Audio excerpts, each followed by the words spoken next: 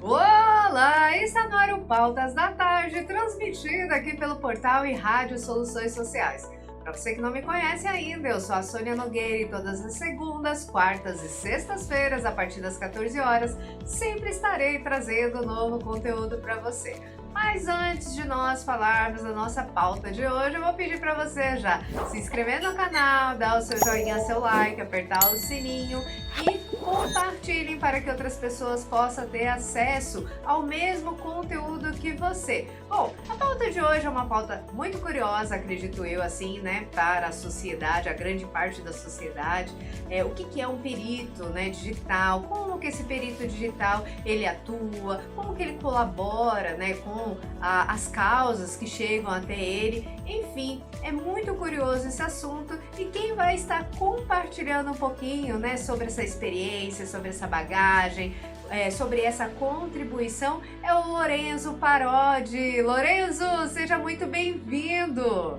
É um prazer estar aqui com você. Ah, Lorenzo, eu que agradeço você se dispor um pouco do seu tempo aí, né, diante da sua correria, né, da agenda lotada de trabalhos para estar realizando e você se dispor de um tempo para estar compartilhando aqui um pouco do seu conhecimento, da sua bagagem, experiência, enfim, daquilo que você realiza. Pior que é, viu? É um período pesadíssimo de trabalho esse. Sim. Bom, hoje, né, antes de nós falarmos da nossa pauta de hoje, que vai dar o que falar para muitos, né, bem curioso, interessante, e eu falo que eu gosto muito, né, de ter a oportunidade de estar compartilhando conteúdos interessantes que enriquecem o conhecimento, que dá mais clareza para as pessoas que estão nos acompanhando. Eu vou pedir para você estar se apresentando, até mesmo para as pessoas saberem a sua bagagem, sua experiência e o fundamento do que nós vamos estar compartilhando na pauta de hoje. Beleza, então, bom, meu nome é Lorenzo Parodi, eu sou um perito, eu trabalho com análise de provas digitais em âmbito penal, ou seja, em processos penais, processos criminais. Meu trabalho, por ser no âmbito penal, é do lado da defesa, porque do lado da acusação, o Ministério Público, as perícias são feitas por peritos oficiais, que é a polícia científica, essencialmente, que é chamada polícia científica.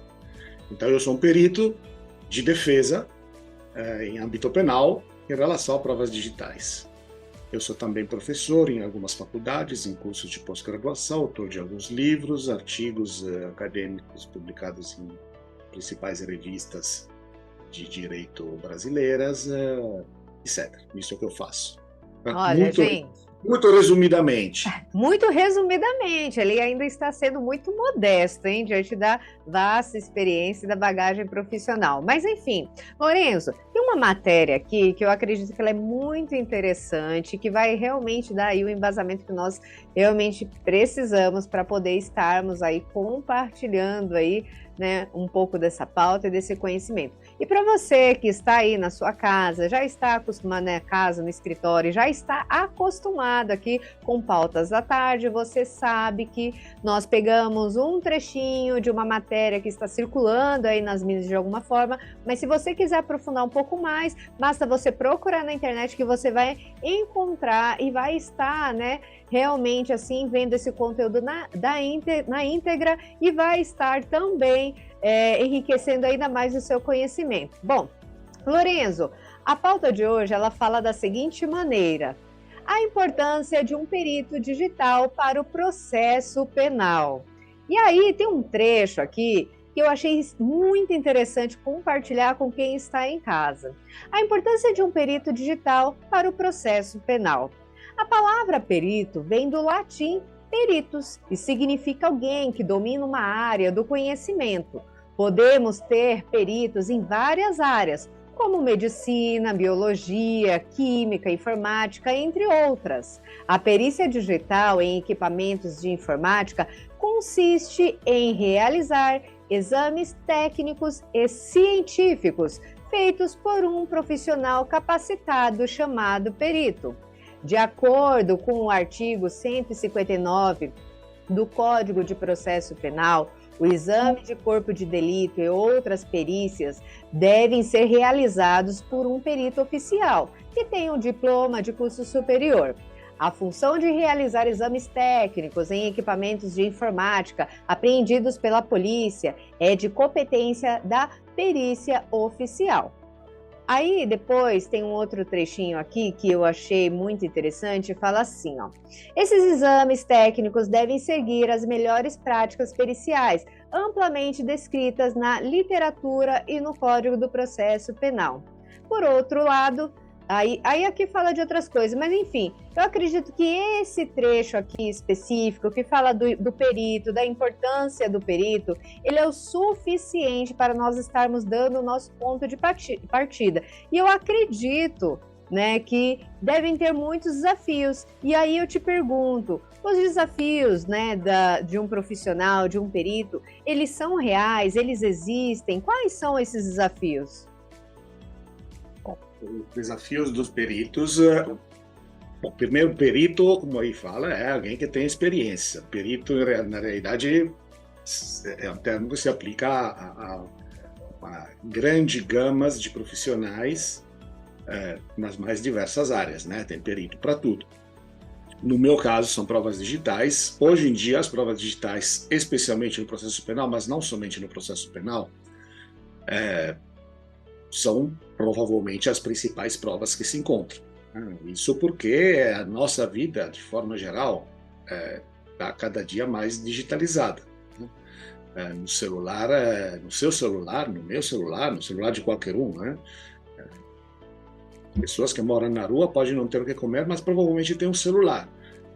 Então, hoje a vida das pessoas está no celular, tem suas comunicações, o que você gosta, o que não gosta, onde vai, onde não vai, com quem fala, com quem não fala, o que fala, porque a comunicação hoje, em boa parte, quase totalidade passa pelo celular. Mensagem WhatsApp, por aí vai. Então, o celular é uma fonte de prova riquíssima. Isso, obviamente, as autoridades sabem, e por isso que se encontra cada dia mais prova digital em processos penais. Por consequência, a atividade do perito em provas digitais é cada dia mais requisitada, porque é uma exigência quase onipresente.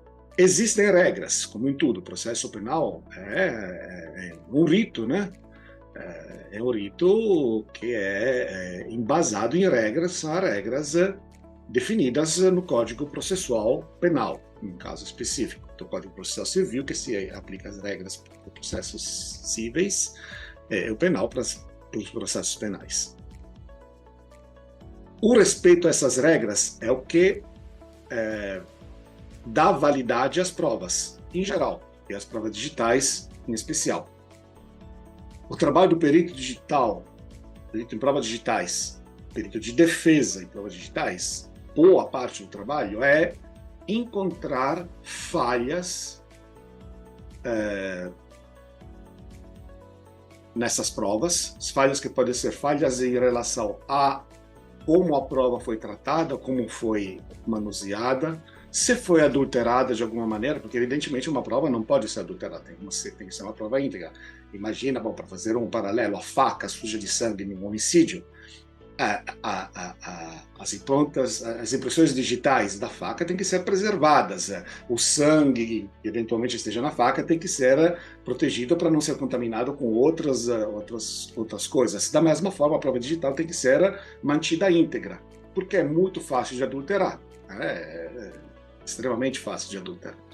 Então, todo o conjunto de regras tem que ser respeitado para garantir essa manutenção da integridade. O trabalho do perito digital de defesa, que é o que eu faço, é verificar isso tudo e, eventualmente, encontrar falhas que possam servir para invalidar a prova e, por consequência, anular o processo. E também, se for parar para pensar, eu falando de uma forma muito leiga, porque eu estou adorando conhecer a atuação, né, de vocês profissionais da área da perícia. Estou adorando também ter a oportunidade de estar compartilhando um pouco para quem está nos acompanhando, né, da sua casa, do seu trabalho, enfim, sobre esse assunto, porque parece que é um assunto muito distante, parece que vocês profissionais dessa área são muito distantes de nós, né, e não é bem assim, vocês estão muito mais próximos, né, do que nós podemos imaginar, muito mais próximo para poder estar realmente mostrando que existe sim soluções. É um nicho, com certeza, um nicho muito especialístico. Eu tenho relativamente poucos profissionais nessa área, justamente porque é um nicho extremamente especialístico, né? Tanto que a maioria dos peritos que atuam em âmbito penal não atuam ou atuam muito pouco em âmbito civil, porque apesar de ser perito em prova digital, o âmbito penal é muito específico, o âmbito civil é muito específico, as duas coisas não se misturam facilmente. Então é muito comum que peritos que trabalham no âmbito penal não trabalhem no civil e vice-versa. Diante, por exemplo, da sua experiência, né? Que a gente sempre fala assim, tem um problema e o profissional vem aqui com alguma sugestão de solução. É lógico, né? Como é uma área muito específica, né? Então, é mais você que vai conseguir me passar essa questão. Existe algumas soluções possíveis que, diante da sua experiência, você pode estar compartilhando? Bom, vamos lá. É relativamente raro o perito se relacionar com o, vamos chamar de beneficiário final do seu serviço, que é alguém que está sendo acusado de alguma coisa em algum processo penal. Tá? A enorme maioria das pessoas que contratam perito, pelo menos no meu caso, que me contratam, eu não conheço, nunca vi e não sou contratado por eles, pessoalmente. Na enorme maioria dos casos, o relacionamento é com os advogados. Né? Olha aí, gente, olha que curioso, hein? Nesse caso específico, né? Por conta de quesitos digitais. Exato. O advogado, vamos fazer um caminho de como é que acontece uma coisa. Né? Fulano é acusado de algum crime, seja qual for, não interessa. Né? É acusado de um crime, existem a acusação, que normalmente o Ministério Público apresenta como prova desse suposto crime determinadas provas digitais. Vamos dizer, material encontrado na nuvem da pessoa. Foi quebrado o sigilo da nuvem, foram no Google Drive e encontraram provas que ele cometeu do tal crime. Ele contrata um advogado, o advogado estuda o processo dele, estuda a acusação que é feita, estuda as provas que estão sendo fornecidas, etc, etc, etc. Vê que tem provas digitais, não sabe avaliar se as provas digitais são válidas ou não, porque é normal, não é o trabalho dele, né? Da mesma forma que eu não sei avaliar se eu estou com uma doença ou não estou com uma doença, eu preciso de um médico, porque eu sou ignorante em medicina, o advogado é ignorante em informática, como é normal que seja, então precisa de um profissional especializado para isso. Então, contrata um perito, de acordo, evidentemente, com o cliente dele, que é o acusado. Tá? Contrata o perito e diz, analisa essas provas. O perito analisa as provas, se encontrar falha, faz um laudo, evidenciando as falhas, evidenciando quais são as consequências das falhas, por que aquelas falhas invalidam a prova, etc, etc, etc, etc. E esse documento, essa peça, esse laudo, vai ser juntado no processo para pleitear a nulidade dessas provas e fazer com que as provas sejam eliminadas do processo. Eliminando, se essas são as únicas provas, eliminando as provas do processo, acaba o processo, porque o processo sem provas, evidente, se eu acuso você de um crime qualquer, mas sem prova, isso não quer dizer nada, você não vai ser condenado porque eu falei que você cometeu o crime X, não existe isso, evidentemente. Então, esse é um rápido resumo, né, do processo, vamos dizer assim. Exatamente.